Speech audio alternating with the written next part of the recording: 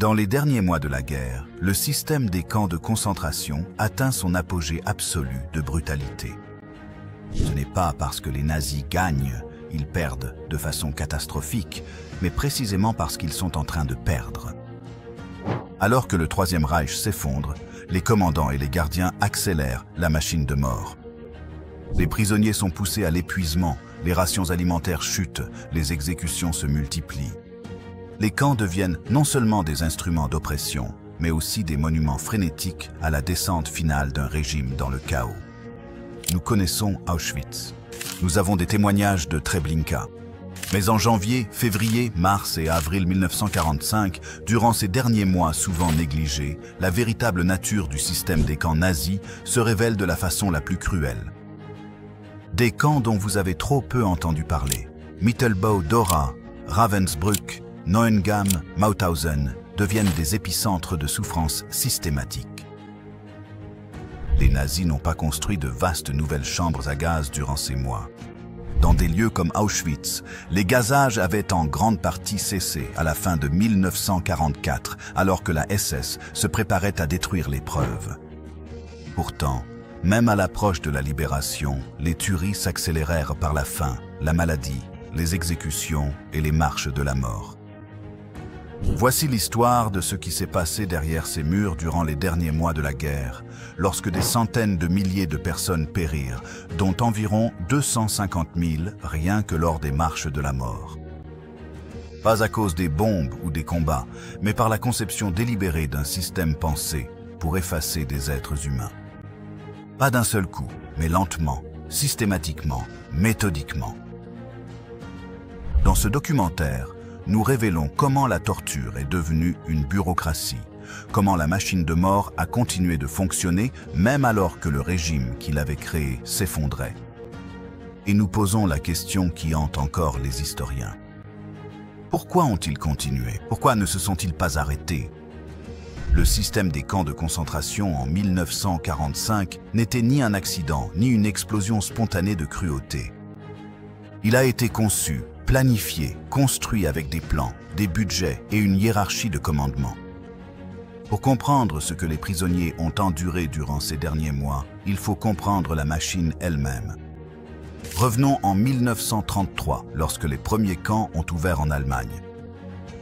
Dachau a ouvert en mars 1933 comme prototype de ce qui allait devenir un vaste système. Sachsenhausen et Buchenwald ont suivi en 1936 et 1937. Au début, il s'agissait de petits centres de détention pour les opposants politiques, les communistes, les socialistes, les syndicalistes. Mais le système a grandi, et à mesure qu'il grandissait, sa finalité s'est transformée. En 1938, il était devenu bien plus sinistre. En 1941, il faisait partie de l'infrastructure du génocide. En 1945, il fonctionnait au-delà de sa capacité, surpeuplé, sous-alimenté et fonçait vers la mort de masse. La hiérarchie était précise. Au sommet, Heinrich Himmler, Reichsführer SS, supervisait l'ensemble du système. Sous ses ordres, l'inspecteur des camps de concentration, Richard Gluck, plus tard chef de l'Amtsgruppe D, au sein du bureau principal économique et administratif de la SS, dirigeait les camps depuis Oranienburg, près de Berlin. Chaque camp avait un commandant qui répondait à la hiérarchie. Venaient ensuite les gardiens, les capots, surveillants parmi les prisonniers, ainsi que le personnel administratif, médecins, employés de bureau, ingénieurs, architectes. Chaque rôle avait une fonction dans la machine et elle était documentée. Il y avait des budgets, des plans de construction, des demandes de bois, de béton, de barbelés. Le bureau économique et administratif principal des SS tenait des registres méticuleux sur les décès, le nombre de prisonniers et le coût de la nourriture. La politique considérait les prisonniers comme une ressource de main-d'œuvre en voie d'épuisement. Destruction par le travail. Ce n'était pas un slogan, mais une pratique intégrée dans les directives et les dispositions. Les camps ont été construits avec une précision technique effrayante. Prenons l'exemple d'Auschwitz-Birkenau. La construction était supervisée par l'ingénieur Karl Bischoff, travaillant à partir des plans des SS. Les baraquements étaient disposés en quadrillage. À Birkenau, les rangées s'étendaient jusqu'à l'horizon. Les chambres à gaz et les crématoires étaient organisés comme des usines, avec des vestiaires, des espaces de mise à mort déguisés en installations de désinfection et de crémation, conçus pour fonctionner en continu. Ensemble, les crématoires d'Auschwitz pouvaient incinérer des milliers de corps par jour. En 1945, le système de camps comprenait plus de 40 camps principaux et des centaines de sous-camps sur le territoire contrôlé par l'Allemagne. Mauthausen, Ravensbrück, Neuengamme, Buchenwald, Dachau, Sachsenhausen, Grossrosen, Mittelbau-Dora et plus encore. Ravensbrück était spécialisé comme camp principal pour les femmes, Mittelbau-Dora comme lieu de production d'armes clandestines, Mauthausen comme lieu d'annihilation par le travail. Au cours de la dernière année de la guerre, tous furent poussés au-delà de leurs limites. La formation des gardiens inculquait l'idéologie comme méthode. Les écoles et centres de formation SS enseignaient que les prisonniers constituaient une main-d'œuvre jetable. Les rations et les charges de travail étaient ajustées pour extraire un maximum de travail avec un minimum de subsistance. Un administrateur a résumé la logique de façon brutale. Le prisonnier devait être exploité jusqu'à ce qu'il ne puisse plus travailler, puis éliminé. Au cours de ces derniers mois, deux forces se sont rejointes. Premièrement, les évacuations, les transports et les marches de la mort ont amené des colonnes de prisonniers vers l'ouest depuis des camps envahis ou menacés par l'armée rouge. Les arrivants étaient déjà affaiblis par la faim et la maladie. Deuxièmement, les ordres d'effacer les preuves ont poussé la SS à accélérer les meurtres et les évacuations. La machine ne s'est pas arrêtée alors que le Reich s'effondrait. Elle s'est accélérée. Mais la violence la plus omniprésente était structurelle. Les sélections sur la rampe, les appels interminables dans le froid glacial, les rations de famine, les épidémies qui ravageaient les baraquements surpeuplés, les numéros tatoués à Auschwitz qui remplaçaient les noms. La destruction de l'identité était orchestrée avec autant de soin que n'importe quelle installation d'extermination. Qui étaient les personnes piégées dans cette machine?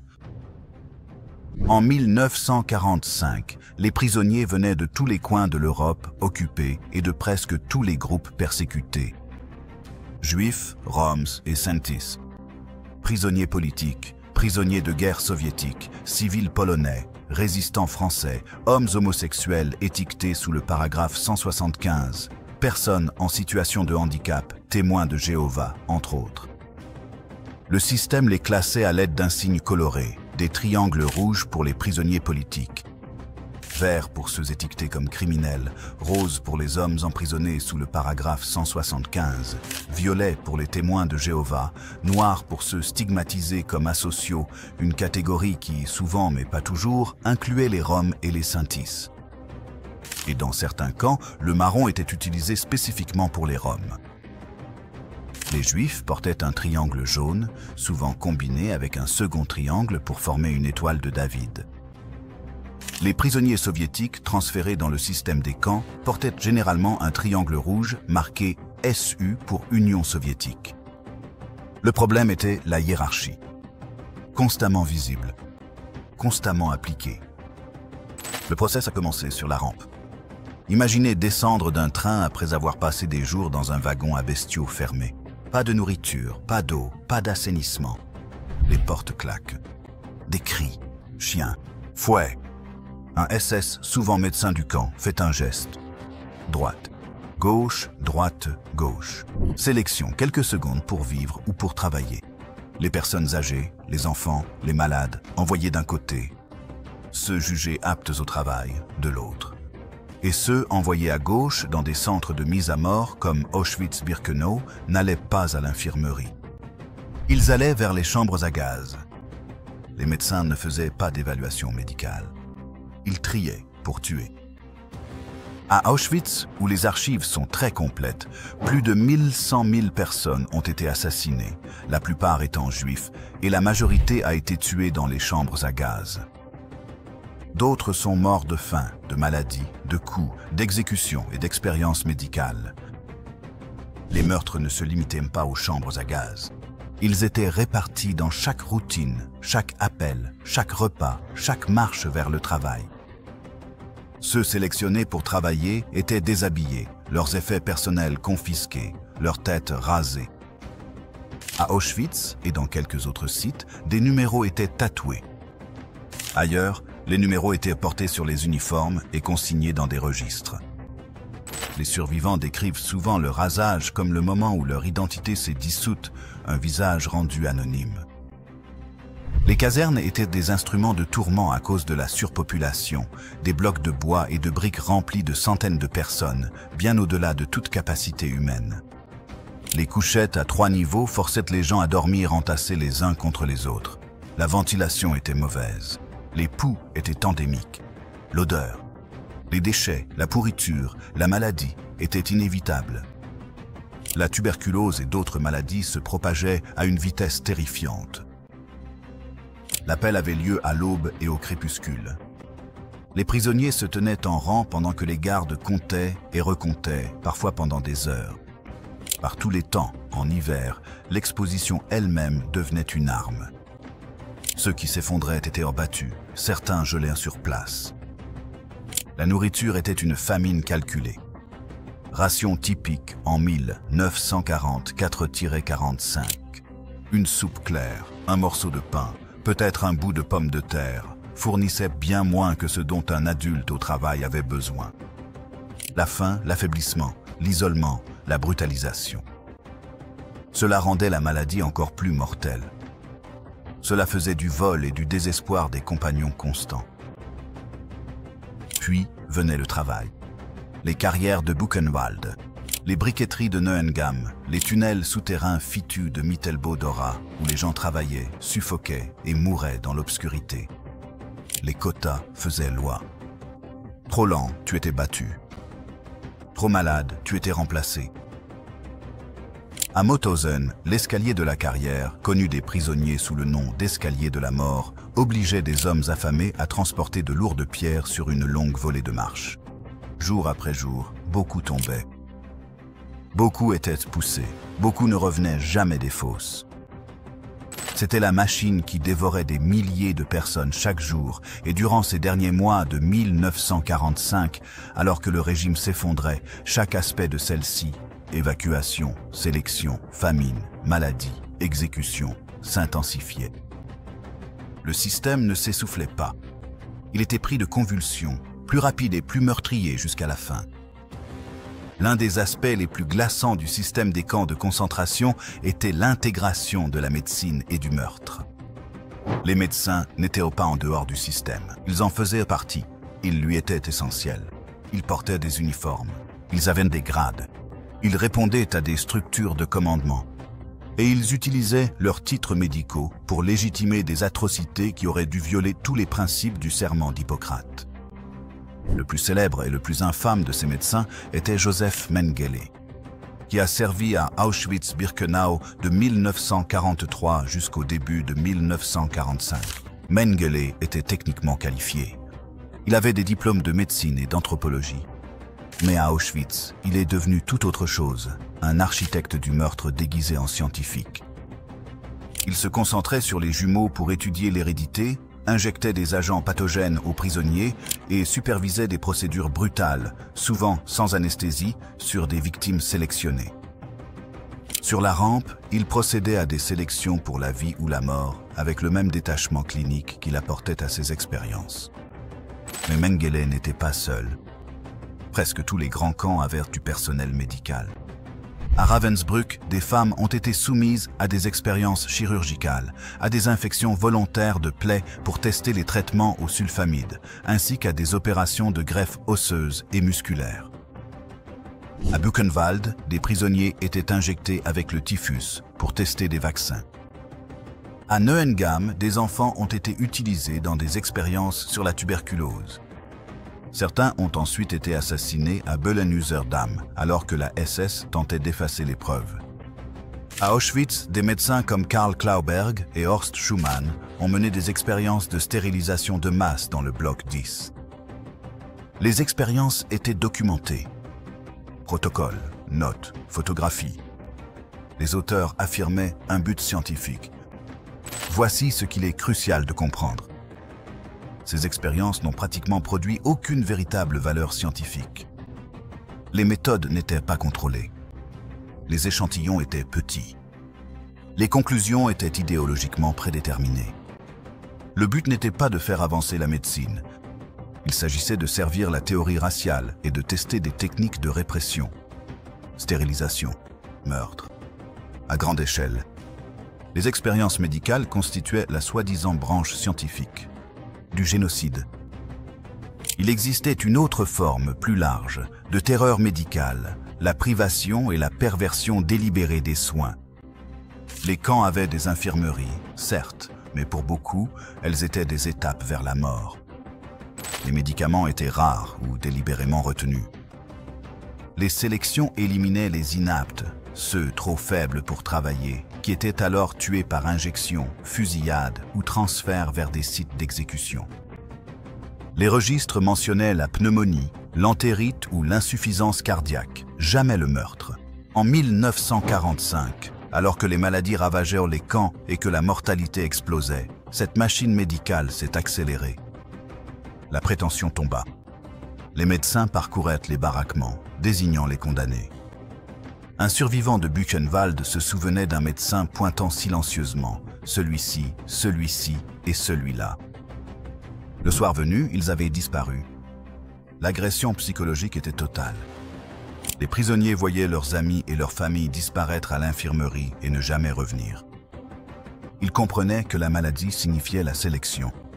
Survivre exigeait d'être en bonne santé. Fort et utile, avec des rations de famine, sous un labeur brutal au milieu des épidémies.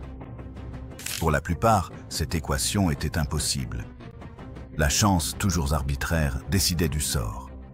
L'appareil médical produisait aussi des documents, registres de décès, codes de cause de décès, journaux d'expérience, listes de transport. Cette bureaucratie tentait de présenter le meurtre comme de l'ordre, une politique, une procédure. Aujourd'hui, ces mêmes archives accusent le système qu'elles étaient censées assainir. Dans les dernières semaines avant la libération, la machine médicale s'est convulsée puis effondrée. Les médecins ont fui. Les dossiers ont été brûlés. Les mourants ont été laissés là où ils gisaient. Les troupes libératrices ont trouvé des baraquements remplis de survivants squelettiques et de morts récents. Certains ont pu être sauvés, beaucoup n'ont pas pu l'être. La machine ne s'est arrêtée que lorsque le pouvoir qu'il avait construit a été détruit. En 1945, le système des camps de concentration n'était pas seulement un mécanisme de meurtre.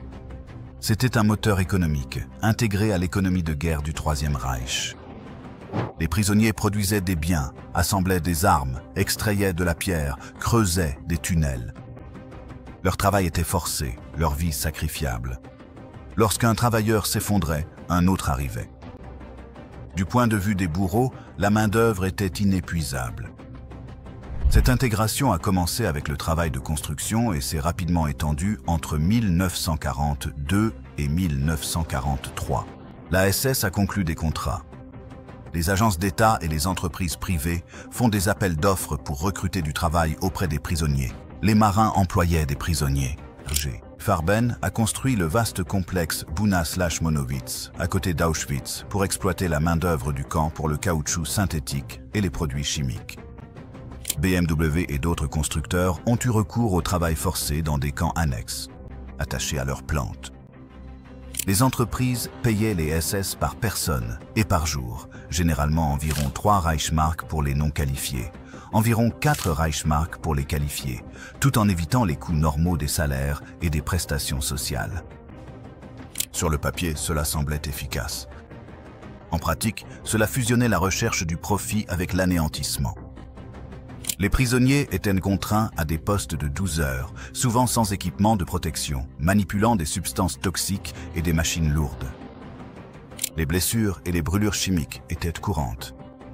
Ceux qui n'atteignaient pas les quotas étaient battus, renvoyés au camp pour y mourir, ou, en cas de sabotage présumé, surtout dans l'armement, pendus publiquement. À Mittelbau-Dora, des milliers de personnes travaillaient et mouraient sous terre, assemblant des fusées V2, suffocant dans la poussière et les gaz d'échappement. L'économie de la faim était calculée. Les rations étaient fixées en dessous du seuil de subsistance afin d'extraire du travail tout en dégradant progressivement les corps. Quand la productivité d'un prisonnier baissait, il ou elle était écarté et remplacé. La destruction par le travail n'était pas un slogan. C'était une chaîne d'approvisionnement. L'exploitation ne s'arrêtait pas aux vivants. À l'arrivée, les objets de valeur étaient confisqués. Argent, bijoux, montres, documents.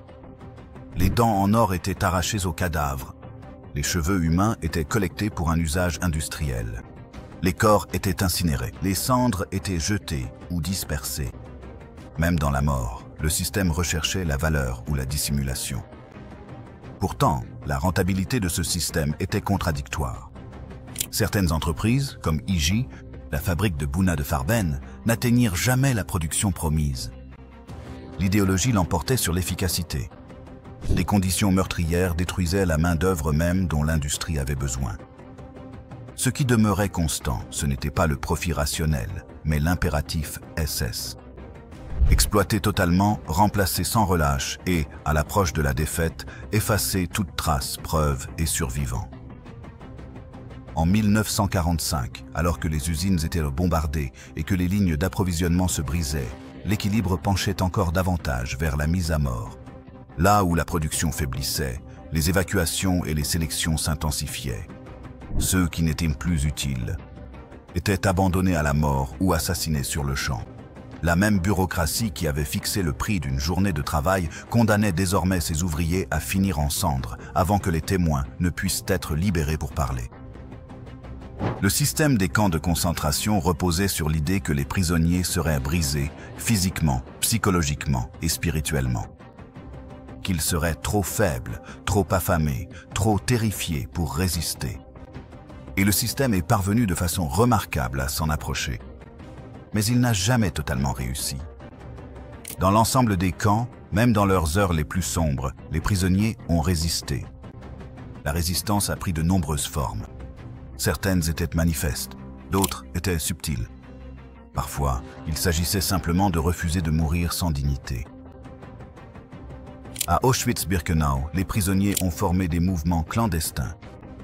Ils faisaient passer des informations en contrebande, cachaient ceux qui étaient marqués pour la mort quand ils le pouvaient, tenaient des registres, organisaient des évasions, des actes si dangereux que la découverte signifiait l'exécution, souvent en public, pour terroriser les autres. La rébellion ouverte était rare, et ce, intentionnellement. Les nationalités étaient mélangées pour entraver la communication. Les capos brisaient la solidarité. La faim, la maladie et l'épuisement épuisaient la force nécessaire à l'organisation. La structure même des camps s'opposait à toute conspiration. Et pourtant, des rébellions ont tout de même eu lieu. En octobre 1944, des membres du Sonderkommando juif à Birkenau apprirent qu'ils étaient destinés à la liquidation. En utilisant de la poudre à canon introduite en contrebande par des femmes de l'usine de munitions, parmi lesquelles Rosa Robota, Alla Gertner, Estusia Weichblum et Regina Saphirstein. Elles firent exploser le crématorium 4 le 7 octobre. La révolte fut écrasée et les prisonniers impliqués furent exécutés. Les 4 femmes furent pendues en janvier 1945. Militairement, cela changea peu de choses. Moralement, cela eut une importance immense. Même au cœur du centre d'extermination, la volonté de résister a perduré.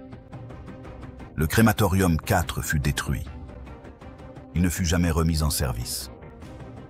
Ailleurs, la résistance signifiait organisation des soins et circulation de l'information. À Ravensbrück, les femmes ont construit des réseaux pour protéger les plus vulnérables et partager des renseignements sur les gardiens, les corvées et les stratégies de survie. La solidarité plutôt que la révolte armée, mais qui sauva des vies. À Buchenwald, un comité clandestin rassembla des armes et se prépara pour le moment de l'effondrement. En avril 1945, alors que les forces américaines approchaient, les prisonniers se sont soulevés, ont pris le contrôle des points stratégiques et se sont emparés du camp, juste au moment où l'armée américaine arrivait aux portes. L'armée arriva aux portes. Les marches de la mort du début de l'année, 1945 ont créé de nouvelles opportunités de résistance. Alors que la SS évacuait les camps devant l'avancée de l'armée rouge, la structure rigide s'est relâchée. Certains prisonniers se sont échappés dans les forêts, se sont cachés dans les villes ou ont trouvé refuge chez des civils. Beaucoup d'autres périrent sur la route, abattus lorsqu'ils tombaient, morts de froid ou de faim. À la fin de la guerre, environ 250 000 personnes furent assassinées lors de ces marches. Le timing dictait tout. Certains convois sont partis quelques heures avant la libération et ne sont jamais revenus. D'autres furent abandonnés lorsque les gardes prirent la fuite. La survie pouvait dépendre de la colonne dans laquelle on se trouvait, du jour où l'on marchait, du village que l'on traversait. Pourtant, à travers toutes ces contingences, une chose demeurait. La résistance, organisée ou intime. Une arme ou un murmure prouvait que même dans un système conçu pour effacer l'humanité, l'humanité se défendait. Avril 1945. Les camps qui avaient fonctionné dans le secret pendant des années furent soudain exposés au monde. Depuis l'Est, l'armée rouge découvrit les vestiges de Treblinka et Sobibor, ainsi que le site d'extermination de Chomno. Et il y avait encore des survivants à l'intérieur. Auschwitz fut libéré le 27 janvier 1945. Depuis l'Ouest, les forces américaines atteignirent Buchenwald le 11 avril, puis Dachau le 29 avril et Mauthausen le 5 mai. Les forces britanniques libérèrent Bergen-Belsen le 15 avril. Ce qu'ils découvrirent dépassait l'entendement. À Dachau, les soldats américains trouvèrent des dizaines de milliers de survivants émaciés et des tas de cadavres. La maladie faisait rage. De jeunes GI, pour la plupart dans la vingtaine, contemplaient un paysage qui dépassait tout ce pourquoi ils avaient été formés à imaginer. Certains pleuraient, certains étaient pris de colère. Certains braquèrent leurs armes sur les gardiens capturés. Le choc de la libération fut immédiat et bouleversant. À Ravensbrück, libéré par l'armée rouge à la fin du mois d'avril. Il ne restait que quelques milliers de femmes, les autres ayant été forcées de partir en marche. Les survivantes ont décrit ce moment comme irréel. Après des années de déshumanisation, leur geôlier était soudain impuissant. La machine du camp s'était brisée du jour au lendemain. À Mauthausen, lorsque les forces américaines arrivèrent le 5 mai, elles découvrirent la mort de masse et une population au bord de l'effondrement. Les escaliers de la mort dominaient la carrière où tant de personnes avaient péri. Les archives étaient fragmentaires. Les meilleures estimations actuelles évaluent le nombre de morts à environ 90 000 à 100 000 sur les quelques 190 000 prisonniers détenus pendant l'existence du camp. Au cours des derniers mois, précisément la période que nous avons examinée, la mortalité a explosé. La libération n'a pas mis fin à la souffrance. De nombreux survivants sont morts dans les jours et les semaines qui ont suivi, du typhus, de la dysenterie, de la faim et du simple choc physiologique de la libération. Les unités médicales se sont précipitées pour intervenir, improvisant des hôpitaux et des zones de quarantaine. Les familles avaient disparu. Les foyers avaient disparu. Les identités devaient être reconstruites à partir des ruines. La justice a commencé au milieu du chaos. Les enquêteurs ont catalogué des preuves, des photographies, des documents, des fosses communes, des témoignages de survivants. Le tribunal militaire international de Nuremberg s'est ouvert en novembre 1945 pour juger les principaux dirigeants. Des procès ultérieurs ont visé les médecins, les juges, le personnel SS et les industriels. Les tribunaux militaires nationaux et alliés ont jugé Kampsta.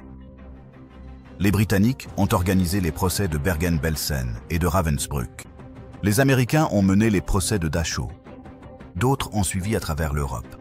Certains des principaux responsables ont échappé à la justice. Joseph Mengele s'est enfui en Amérique du Sud et est mort en 1979. Beaucoup ont été capturés et punis.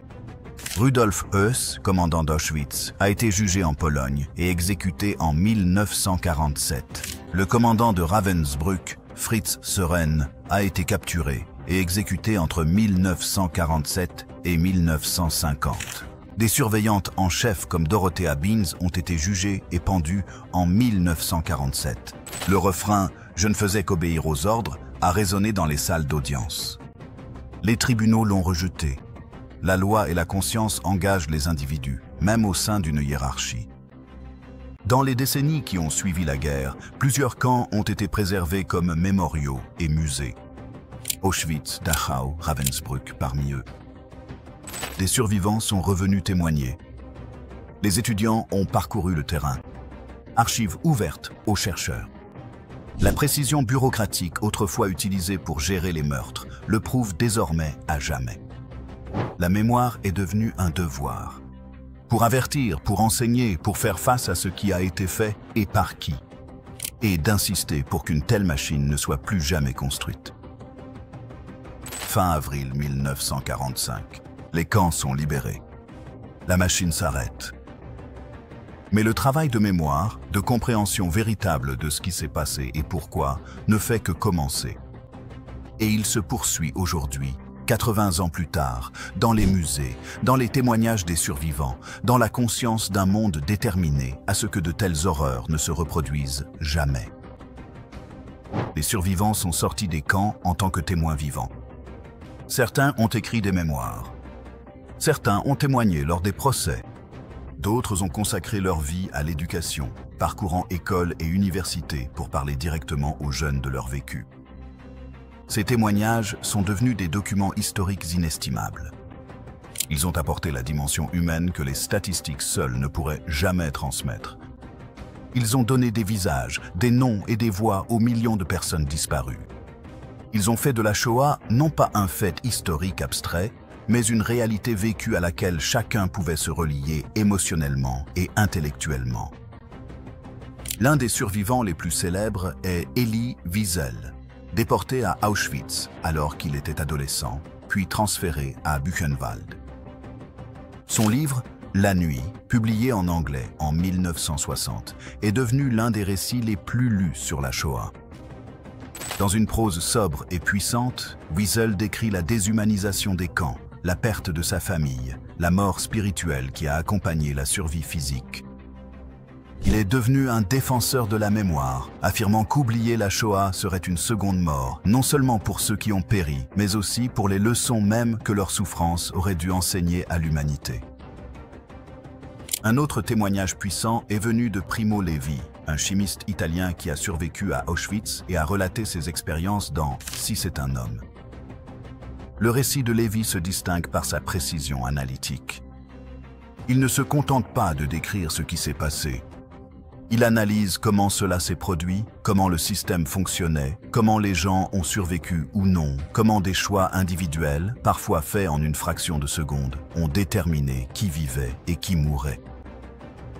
L'œuvre de Levi est devenue une lecture essentielle pour comprendre non seulement la Shoah, mais aussi la nature des systèmes totalitaires et la psychologie humaine sous une contrainte extrême. Ces témoignages et des dizaines de milliers d'autres similaires ont constitué une archive. La Fondation Shoah, créée par Steven Spielberg en 1994, a réalisé plus de 50 000 entretiens vidéo avec des survivants et des témoins avant leur disparition. Ces entretiens sont désormais conservés dans des archives accessibles aux chercheurs du monde entier. Ils garantissent que les voix de ceux qui ont vécu les camps ne seront pas réduites au silence par le temps. Les générations futures auront accès à des témoignages directs de personnes qui étaient présentes. Les camps eux-mêmes ont été transformés en lieux de mémoire. Auschwitz-Birkenau est aujourd'hui un musée visité chaque année par bien plus d'1 million de personnes qui parcourent les baraquements. Voir les effets personnels entassés des prisonniers assassinés se tenir devant les ruines des chambres à gaz, cela provoque un choc émotionnel qu'aucun livre ni aucun film ne peut totalement reproduire. Le musée fait office de véritable cathédrale du souvenir. Il affirme « Cela s'est passé ici. Ces gens sont morts ici. Nous témoignons. » Des monuments commémoratifs similaires existent dans de nombreux anciens camps et sites de massacres. Dachau, Buchenwald, Ravensbrück, Mauthausen, Bergen-Belsen, Treblinka. Chaque mémorial est conçu pour éduquer, honorer les morts et mettre en garde contre le danger de laisser de tels systèmes réapparaître. Des expositions, des témoignages de survivants et des programmes éducatifs attirent des millions de visiteurs. Des étudiants, des chercheurs, des descendants de survivants, des gens ordinaires cherchant à comprendre. Les Nations Unies ont établi le 27 janvier comme journée internationale dédiée à la mémoire de l'Holocauste. Cette date marque l'anniversaire de la libération d'Auschwitz. Chaque année, le monde s'arrête pour se souvenir. Des dirigeants politiques visitent les mémoriaux. Les écoles enseignent des leçons. Les survivants, aujourd'hui âgés, partagent à nouveau leurs témoignages.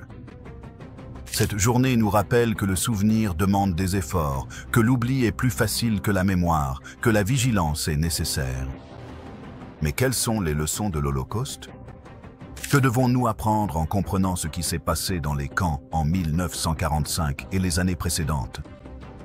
La leçon la plus évidente concerne le danger du totalitarisme, des gouvernements qui concentrent un pouvoir absolu, qui considèrent certains groupes comme moins qu'humains, qui mettent en place des bureaucraties complexes pour organiser le génocide. L'Holocauste n'a pas commencé par les chambres à gaz.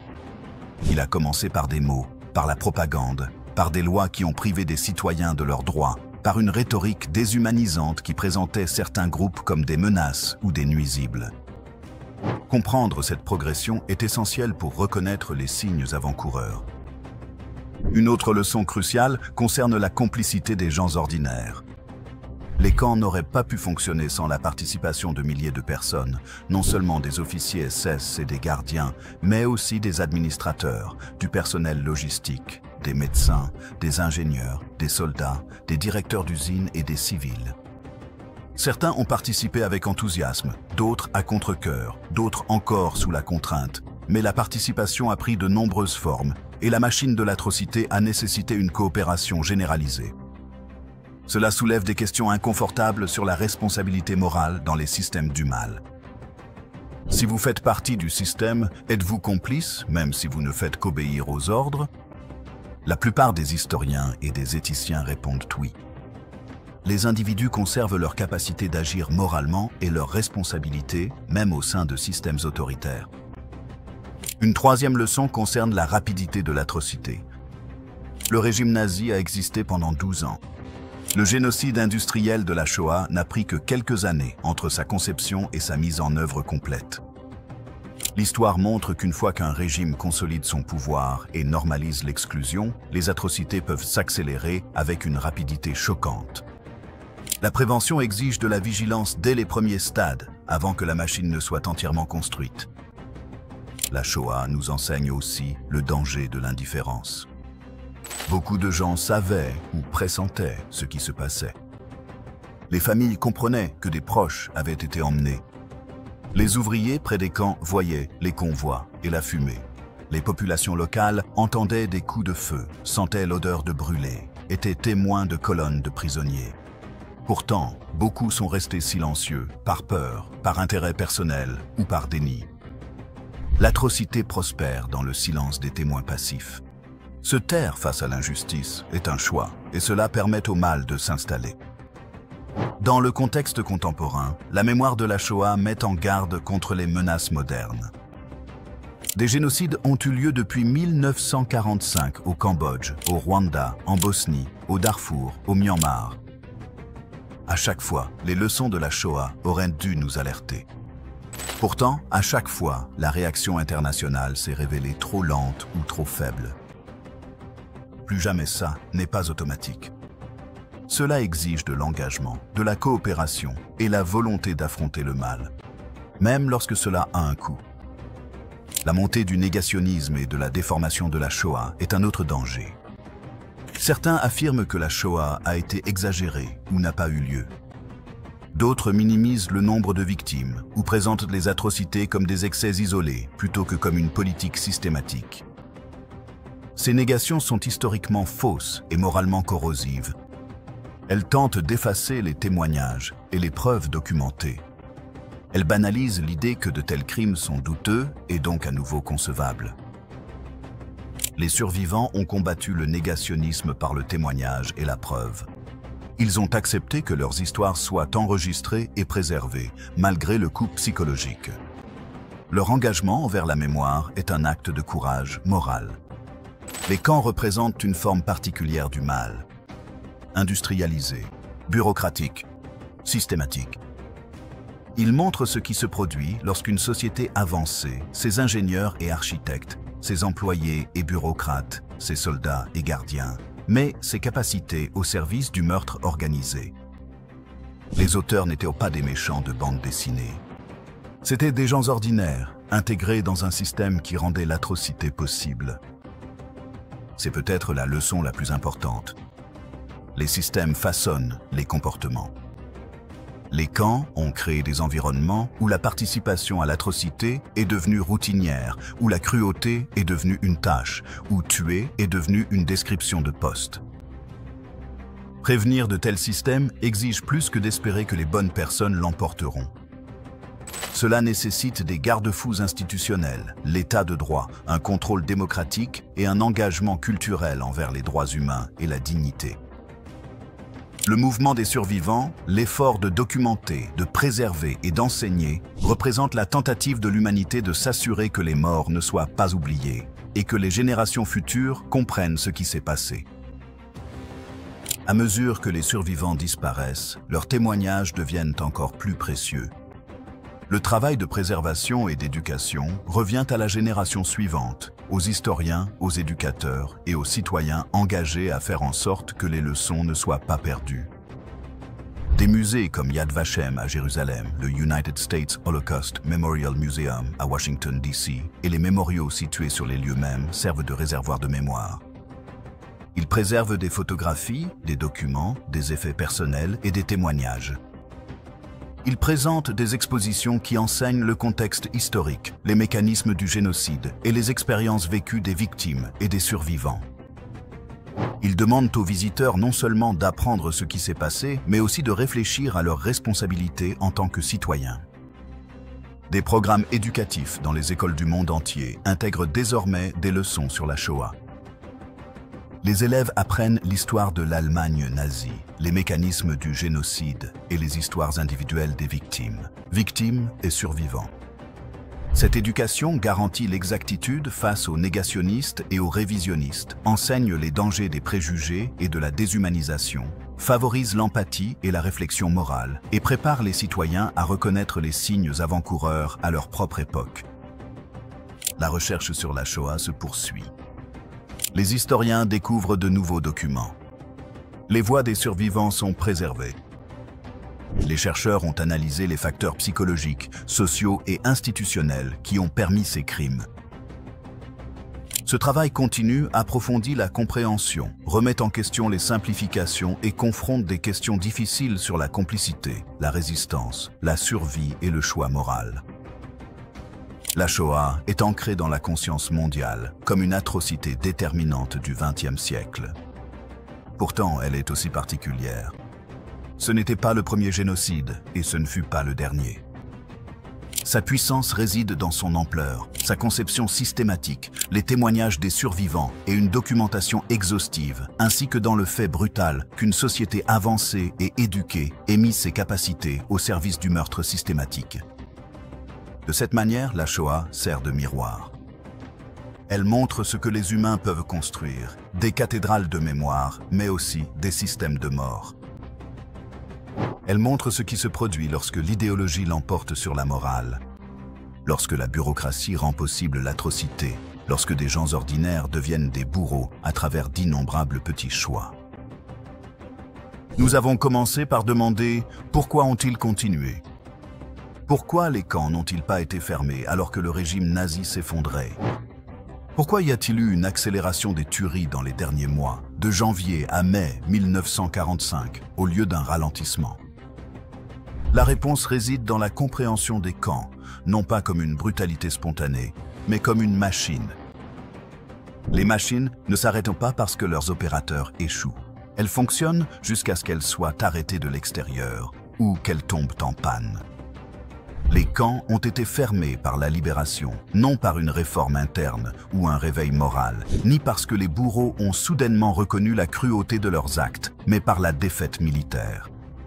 Dans les derniers mois de la guerre, en 1945, la machine fonctionnait à son intensité maximale. Les prisonniers mouraient de faim, les maladies faisaient rage. Les gardiens accéléraient les exécutions. Les médecins hâtèrent les morts. Le système consommait des êtres humains à pleine capacité, précisément parce que ses agents savaient que la fin était proche. La fenêtre pour tuer se refermait, alors ils tuaient plus vite. Cela révèle quelque chose d'essentiel sur la nature des camps. Ce n'étaient pas des systèmes de punition à réformer. Ce n'étaient pas des prisons visant la réhabilitation. C'était une machine conçue dans un seul but, extraire du travail jusqu'à ce que les corps cèdent, puis détruire ceux qui n'étaient de plus utiles. La machine suivait sa conception. Elle n'avait pas d'interrupteur. Elle ne pouvait être arrêtée que par la force extérieure.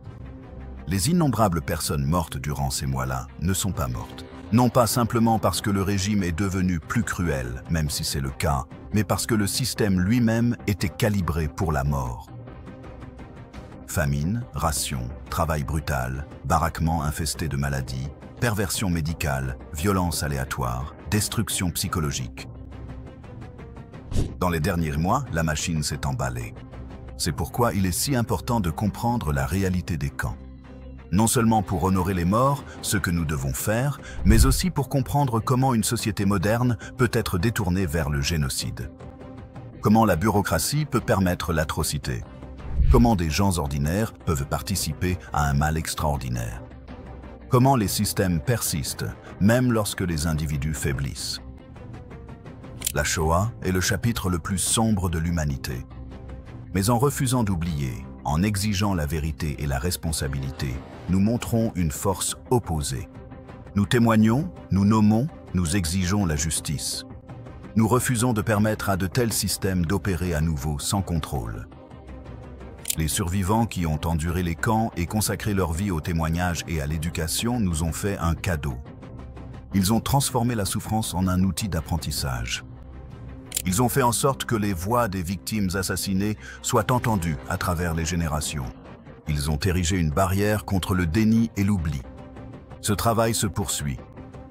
Il continuera tant que des personnes resteront engagées dans le devoir de mémoire, dans les musées et les mémoriaux, dans les témoignages archivés, dans les salles de classe, dans les lois qui protègent les droits humains et dans les mécanismes internationaux conçus pour prévenir et punir les atrocités de masse. Les camps ont disparu. La machine a été démantelée. Le système qui les a créés a été détruit. Mais la mémoire de ce qui s'est passé entre ces murs doit perdurer. Non pas comme une raison de désespoir, mais comme un avertissement et un appel à la vigilance. Les camps nous rappellent que la civilisation est fragile. Les droits doivent être protégés. L'indifférence est une complicité. Au final, les camps de concentration représentent l'humanité à son pire. La mémoire de ces camps, préservée et honorée, peut nous représenter à notre meilleur. Notre capacité à témoigner, à rechercher la vérité, à exiger la justice et à refuser que le mal soit oublié. C'est pour cela que nous racontons ces histoires. C'est pour cela que nous devons continuer à les raconter. Pour que ceux qui sont morts soient rappelés. Pour que ceux qui ont survécu soient honorés. Pour que les générations futures comprennent ce qui arrive lorsque la peur, la haine et la déshumanisation guident nos choix. La machine de mort s'est arrêtée. La machine du souvenir, notre engagement à faire en sorte que la Shoah ne soit ni oubliée ni répétée, doit continuer de fonctionner tant que l'humanité existera. C'est notre responsabilité. C'est notre dette envers ceux qui ont souffert et sont morts. Si cette histoire vous a touché, interpellé ou aidé à voir la Seconde Guerre mondiale différemment, ce serait un honneur de vous compter parmi notre communauté grandissante. S'abonner n'est pas qu'un simple clic. C'est une façon de soutenir des histoires plus puissantes, des voix oubliées et davantage de vérité du passé. Alors si vous pensez que ces histoires comptent, cliquez sur le bouton d'abonnement et continuons ensemble ce voyage. Et n'oubliez pas de laisser un commentaire. Nous les lisons tous et nous aimons connaître vos avis. Jusqu'à la prochaine fois, continuez d'explorer l'histoire avec Epic War. Continuez à poser des questions, continuez à chercher la vérité.